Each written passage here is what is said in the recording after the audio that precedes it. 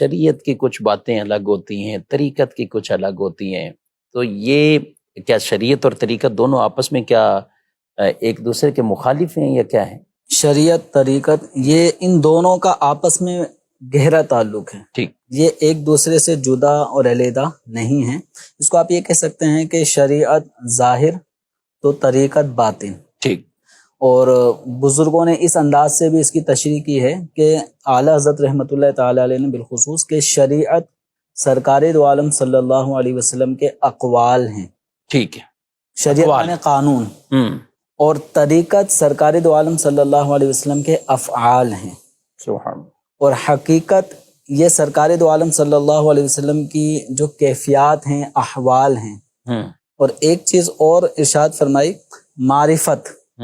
معرفت یہ سرکار دو عالم صلی اللہ علیہ وسلم کے جو علوم بے مثال ہیں، یہ معرفت ہے۔ کیا بات ہے! تو یوں شریعت اور طریقت یہ ایک دوسرے سے جدا نہیں ہیں، یعنی کہیں اقوال ہیں اور کہیں افعال، احوال، حال جسے کہیں، اور علوم۔ تو اب یہ شریعت یعنی ایک قانون، شریعت کا ایک متبادل ایک معنی استعمال ہوتا ہے قانون۔ تو نبی کریم صلی اللہ علیہ وسلم جو اللہ تبارک و تعالیٰ کی طرف سے احکامات لائے، ان پر عمل کرنا، اس کو اپنی ذات پر اپلائی کرنا، یہ ہیں شریعت کی پیروی۔ اور طریقت سرکار دو عالم صلی اللہ تعالیٰ علیہ وسلم کے جو افعال ہیں، اعمال ہیں، ان کا نام طریقت ہے۔ اب سرکار دو عالم صلی اللہ علیہ وسلم نے ان اعمال افعال کو کس طرح سے، ان احکامات کو کیسے ادا کیا، تو ان کی اتباع کرنا، یہ ہے گویا طریقت۔ تو سرکار دو عالم صلی اللہ تعالیٰ علیہ وآلہ وسلم کے لائی ہوئی تعلیمات پر عمل کرنا، اس کا کچھ حصہ ہمارے ظاہر سے تعلق رکھتا ہے، جیسے نماز پڑھنا ہے، روزہ رکھنا ہے، زکوٰۃ دینا ہے، اپنے عمل جوارے سے کسی مسلمان کو تکلیف نہیں پہنچانا، کوئی ناجائز کام کا ارتکاب نہیں کرنا۔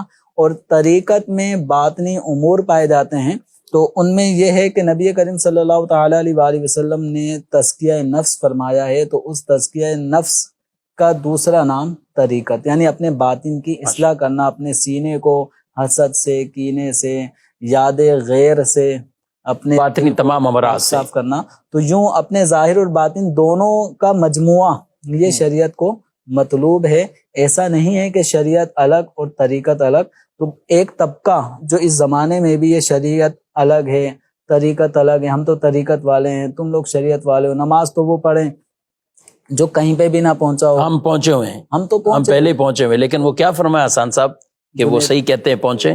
سیدنا جنید بغدادی رحمۃ اللہ علیہ نے فرمایا صدقوا وصلوا، کہ سچ کہا، پہنچے ہوئے ہیں، ولیکن الی عین، مگر کہاں، الی سقر، جہنم میں۔ یعنی ایسا آدمی جو ظاہری شریعت کی یہ ساری چیزوں کو انکار کر رہا ہوں، منع کر رہا ہوں، اور کہ یہ عام لوگ ہی عمل کرتے رہیں، مولانا کرتے رہیں، علماء کرتے رہیں، اور ہم پہلے سے پہنچ گئے، تو ایسا نہیں ہے۔